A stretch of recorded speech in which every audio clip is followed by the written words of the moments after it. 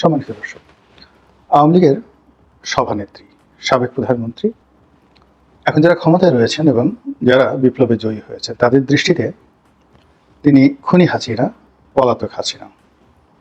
এবং তাদের স্বপ্ন এবং দৃঢ়তা সেটি হলো যে কোনো মূল্যে শেখ হাসিনাকে ভারত থেকে আনতে হবে এবং তাকে দৃষ্টান্তমূলক শাস্তি দিতে হবে, এমন শাস্তি যে কিয়ামত পর্যন্ত যেন কেউ শেখ হাসিনার মতো অমন আচরণ করতে সাহস না পায়। 3টি নির্বাচন, বিনা ভোট, রাতের ভোট, বিনা প্রতিদ্বন্দ্বিতা, এই যে একটি যাকে বলা হয় ন্যাক্কারজনক ইতিহাস তৈরি করেছেন তিনি। এই জন্য বিপ্লবের যারা জনক তারা তাকে শিক্ষা দিতে চাচ্ছেন। তারা মনে করছেন যে এই পৃথিবীতে শেখ হাসিনার চাইতে খারাপ আর কোনো শাসক নেই। হিটলার, মুসোলিনি, চেঙ্গিস, হালাকু, যাদের কথাই বলা হোক না কেন, এমনকি আবু জাহেলের চাইতেও এখন যারা ডক্টর মোহাম্মদ ইউনূস এবং তার যারা সহযোগী রয়েছেন তারা মনে করেন যে শেখ হাসিনা তাদের চেয়েও খারাপ। আবার ঠিক উল্টো, একেবারে কন্ট্রাস্ট, সেটি হলো আওয়ামী লীগের যারা লোকজন তারা, তাদের সহযোগী যারা লোকজন তারা, এবং কিছু ময়মুরব্বী রয়েছেন যারা আওয়ামী লীগ করে না কিন্তু মুক্তিযুদ্ধকে ধারণ করেন এবং বঙ্গবন্ধুকে পছন্দ করেন। তাদের দৃষ্টিতে শেখ হাসিনা মহামানবী।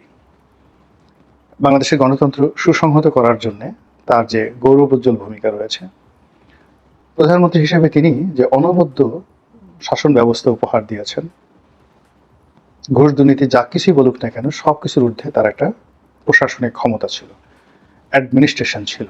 ওই হুকুমকে বা তার সেই প্রশাসনকে চ্যালেঞ্জ জানিয়ে বাংলাদেশের টেকনাফ থেকে তেঁতুলিয়া পর্যন্ত মানুষ তো দূরের কথা, ইবলিশ শয়তান একটা উফ শব্দ করতে সাহস পেত না।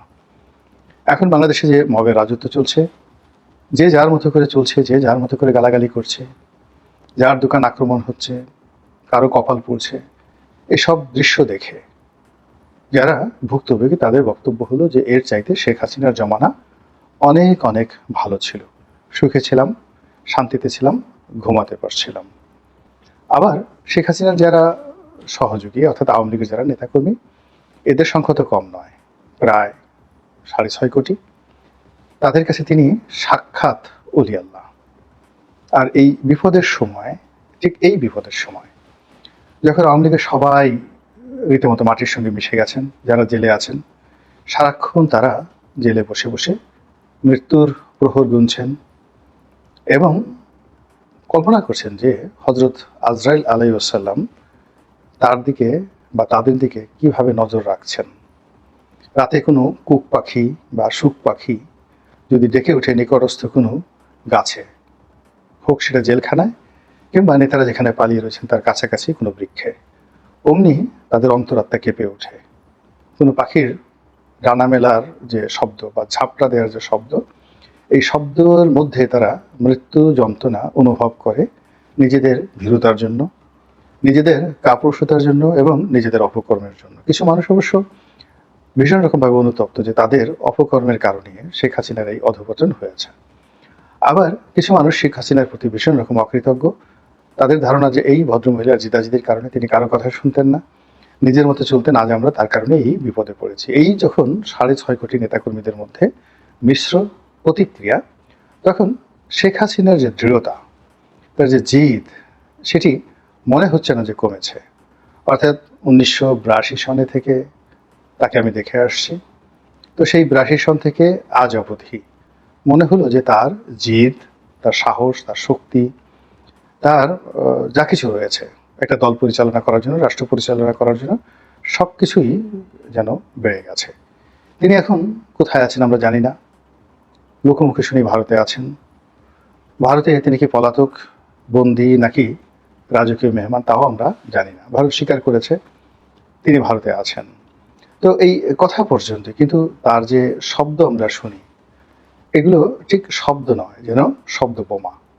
তিনি বলেই যাচ্ছেন, তিনি করেই যাচ্ছেন, নেতাকর্মীদের সঙ্গে কথা বলছেন, তারপর ভার্চুয়াল বিভিন্ন মিটিংয়ে দেশ এবং দেশের বাইরে সেখানে অংশগ্রহণ করছেন, এবং যে সামাজিক প্ল্যাটফর্ম ইউটিউব এবং ফেসবুক, এখানে তিনি তার নেতাকর্মীদের জন্য যেভাবে উদ্দীপনা তৈরি করছেন, তাদেরকে উজ্জীবিত করার চেষ্টা করছেন, এবং একই সঙ্গে তার প্রতিপক্ষ যারা রয়েছেন তাদের 14 গোষ্ঠী আগে যেভাবে তিনি একেবারে তাদেরকে শুইয়ে দিতেন, একই কায়দায় তার এখনকার প্রতিদ্বন্দ্বী তাদেরকে তিনি রীতিমতো উপকার করার জন্য শব্দবোমা তৈরি করে চলেছেন। তার আরেকটি দিক হলো যে তিনি যে কোনো মূল্য হোক না কেন বিএনপিকে কাছে টেনে নিয়েছেন এবং তিনি বিএনপির সঙ্গে কোনো রকম কন্ট্রাডিকশন এবং কনফ্লিক্টে জড়াতে যাচ্ছেন না। বিএনপি নিয়ে কোনো নেতিবাচক কথা বলছেন না এবং আওয়ামী লীগের কোনো নেতাই বিএনপি সম্পর্কে কোনো কথা বলছেন না। অথচ বাস্তবতা হলো সারা বাংলাদেশের যে বিভিন্ন বিস্তীর্ণ এলাকা, সেখানে আওয়ামী লীগের লোকজনের উপর বিএনপির নেতাকর্মীদের অত্যাচার, তাদের জায়গা সম্পত্তি দখল করার ক্ষেত্রে বিএনপির নেতাকর্মীদের যে তৎপরতা, এবং এখন যে জায়গাতেই আওয়ামী লীগের নেতাকর্মীরা ধরা পড়ছেন সেখানে তাদেরকে পিটুনি দেওয়ার জন্য জামাত নয়, সমন্বয়ক নয়, মূলত বিএনপিরাই এগিয়ে আসছে। কিন্তু তারপরেও তিনি অত্যন্ত কূটকৌশলের সঙ্গে বিএনপির যে সমালোচনা এটা বন্ধ রেখেছেন এবং বিএনপির সঙ্গে একটি সমঝোতা করতে চাচ্ছেন। তো এই যে তার যে ম্যাচুরিটি এবং এই যে তার যে ধৈর্য, এটা অতীতে ছিল না। এটা তার এই যে ক্ষমতা হারানোর পর একটা নতুন সমীকরণ, যা কিনা আগামী দিনে রাজনীতির জন্য শেখ হাসিনার যারা প্রতিপক্ষ তাদের জন্য একটা ভয়াবহ দুঃসংবাদ। তো যেটা বলছিলাম যে শেখ হাসিনার মুখ বন্ধ করার জন্য, তার তৎপরতা বন্ধ করার জন্য ডক্টর মোহাম্মদ ইউনূসের চেষ্টার কোনো ত্রুটি ছিল না এবং এখন পর্যন্ত নেই। তিনি একেবারে ক্ষমতায় এসেই ভারতকে কঠোর বার্তা দিয়েছেন যেন ভারতে বসে শেখ হাসিনা বাংলাদেশ বিরোধী কোনো কথা বলতে না পারে, এবং তিনি শেখ হাসিনাকে সাজেশন দিয়েছেন শেখ হাসিনার উচিত এখন তার মুখ বন্ধ করা। একেবারে সর্বশেষ বিমস্টেক বৈঠকে জনাব নরেন্দ্র মোদীর সঙ্গে তার যে বৈঠক হয়েছে, তিনি সেখানে শেখ হাসিনাকে ফেরত চেয়েছেন। তার প্রতিক্রিয়াতে নরেন্দ্র মোদী কি বলেছেন বা কি হবে না হবে সেটা বড় কথা নয়। বাস্তবতা হলো এরকম একটা বৈঠকে শেখ হাসিনাকে ফেরত যাওয়া, বাংলাদেশের মতো একটি রাষ্ট্রের নির্বাচিত প্রধানমন্ত্রী নন, একটি অন্তর্বর্তীকালীন সরকারের উপদেষ্টা। তো তিনি বিশ্বের বৃহত্তম গণতান্ত্রিক দেশের প্রধানমন্ত্রী। দ্বিতীয়ত নরেন্দ্র মোদীর যে পার্সোনালিটি বা তার যে এই মুহূর্তে সারা দুনিয়াতে তার যে মশহুর রেপুটেশন, সেই মশহুর রেপুটেশনের বিপরীতে শেখ হাসিনার বিরুদ্ধে বলা, তাকে ফেরত যাওয়া, এটি কেবলই মাত্র দুঃসাহস নয়, এটিকে আমি বলবো একটি যাকে বলে extra ordinary qualification and art of diplomacy, যেটি ডক্টর মোহাম্মদ ইউনূস দেখিয়েছেন। এবং ডক্টর মোহাম্মদ ইউনূসের আপনজনরা যেভাবে শেখ হাসিনার এই ফেরত আসা নিয়ে প্রচার করেছেন, তাতে আমরা সবাই আশা করেছিলাম বা আশঙ্কা করেছিলাম যে শেখ হাসিনা এইবার হয়তো একটু চুপ মেরে যাবেন বা ভারত হয়তো চুপ মেরে যাবেন, বা এটি নিয়ে কয়েকদিন ইতিবাচক আলোচনা হবে যে শেখ হাসিনা আসছে, বিচার হবে, ইত্যাদি ইত্যাদি, শেখ হাসিনাকে কোথায় রাখা হবে, এইগুলোর একটা তোড়জোড় হবে। কিন্তু বাস্তবে দেখা গেল যে ঘটনা উল্টো। অর্থাৎ এই ঘটনা ডক্টর মোহাম্মদ ইউনূস বলেছেন, বলার সঙ্গে সঙ্গে শেখ হাসিনা তার যে অতীতের কর্মকাণ্ড সেটিকে বাড়িয়ে দিয়েছেন। তিনি ডক্টর মোহাম্মদ ইউনূসকে নিয়ে কবিতা রচনা শুরু করেছেন, খুবই ছন্দময় কবিতা। শেখ হাসিনা আগে কবিতা লিখেছেন কিনা আমি বলতে পারবো না, কিন্তু ইদানিং তিনি যখন কবিতা লেখা শুরু করেছেন, এটি শেখ হাসিনা প্রেমিকের বা প্রেমীদের জন্য সুসংবাদ, আর শেখ হাসিনার যারা শত্রু তাদের জন্য ভয়ানক দুঃসংবাদ। এর কারণ হলো কল্পনা শক্তি এবং কাব্য প্রতিভা পৃথিবীর সবচেয়ে বড় মরণাস্ত্র। যারা কবিতা রচনা করতে পারে, যারা কবির মন নিয়ে পৃথিবী দেখতে পারে, তারাই জাহান্নামে বসে পুষ্পের হাসি হাসতে পারে। আপনি এই ধরনের মানুষকে মারতে পারবেন না, এদের সঙ্গে লড়াই করতে গেলে মরতে হবে। তো সেই কাব্য প্রতিভা, সাহিত্য প্রতিভা, চিন্তার প্রসারতা, এটি যদি শেখ হাসিনার মধ্যে এসে থাকে, অর্থাৎ এই যে ডক্টর ইউনূসকে নিয়ে তিনি যে কবিতা রচনা শুরু করেছেন, এটা যদি তার নিজের স্বরচিত কবিতা হয়, তাহলে শেখ হাসিনার বিরুদ্ধ পক্ষকে যথেষ্ট সতর্ক হতে হবে।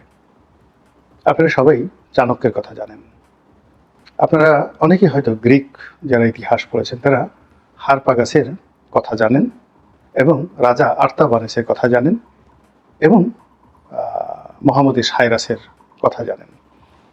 সেখানে কবি প্রতিভা, কাব্য প্রতিভা, তারা সবসময় 200-300 বছর আগের কাহিনী বুঝতে পারে, এবং যাদের কাব্য প্রতিভা রয়েছে তারা খুবই প্রতিশোধ পরায়ণ এবং তারা কখনোই ভুলেন না। কবিদেরকে যত হাবাগোবা মনে করেন, কোনো কবি কখনো হাবাগোবা নয়। তারা তার নিজের জায়গাতে বসে ভীষণ রকম সেন্সিটিভ এবং প্রতিশোধ পরায়ণ।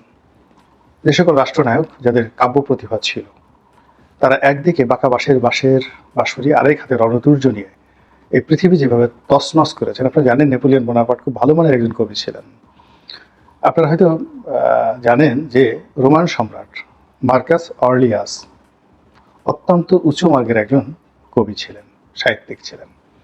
তো কাজী শায়ের কবি হওয়া চারটিখানি কথা না, এবং এই বয়স্ক মহিলা তার পরিণত বয়সে তিনি হঠাৎ করে এই যে কাব্যের সন্ধান পেলেন এবং ডক্টর মোহাম্মদ ইউনূসকে নিয়ে কবিতা রচনা করলেন। ইট মিনস তিনি থামেননি, তিনি ভয় পাননি, তিনি থামবেন না, এবং তাকে থামানো যাবে না যতক্ষণ না পর্যন্ত প্রকৃতিগতভাবে কিছু একটা হবে। মহান আল্লাহ আমাদের সবাইকে হেদায়েত দান করুন এবং হেফাজত করুন। আসসালামু আলাইকুম ওয়া রাহমাতুল্লাহি ওয়া বারাকাতুহু।